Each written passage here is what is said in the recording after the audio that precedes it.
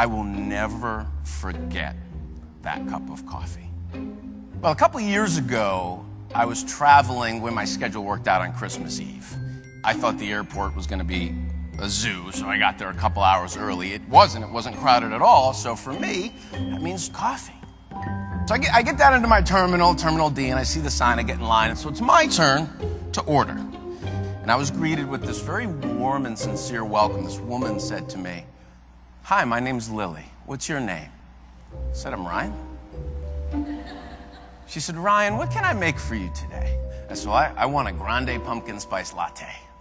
She said, "You want whipped cream on that, don't you?" I said, yeah, I want the whipped cream. She said, "I'll tell you what I'm going to do." She said, "I'm going to make it extra hot, load it up with whipped cream, sprinkle a little nutmeg on top. You're going to love it." I said, "Sounds great." She said, "Where are you going?" I said, "Cleveland." She said, "Are you going back to Cleveland to spend the holiday with your family?" I said, "Yes."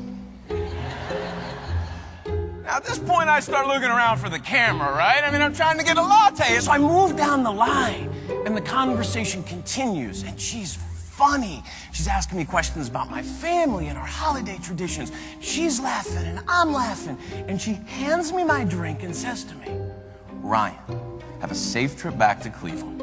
Go create some extraordinary memories with your family. When you come back through the Minneapolis airport, I want you to stop here and tell me all about it."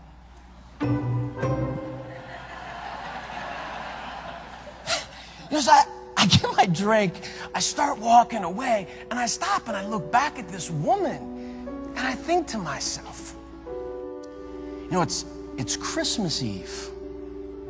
Most people would rather be anywhere else in the world than serving coffee in an airport. Not her. It was like she was meant to be there. And I couldn't help myself. I had to go back. So I did. I walked back and I said, "Excuse me, Lily." And she jumps around. "Ryan, is everything okay with the latte?" I said, "No." I said, "The latte is perfect. I just had to come back and ask you, what is your secret to making such meaningful connections over serving coffee?" Well, she corrected me. She said, "Ryan, I'm not serving coffee. I'm pouring happiness into people's lives." I said, "You're pouring what?" She wants to be happy in her life. She wants to be around happy people. So she chooses, even on Christmas Eve, to smile, to have fun, to help people, to just be happy. It's interesting. When I met Lily, and she would have had no way of knowing this, but I was pretty heavy in the heart and had a lot on my mind. About 3 months before that holiday, I got a call from Mom. We got some really tough medical news about Dad. And it was a terminal diagnosis, and we knew we probably weren't going to have a lot of time.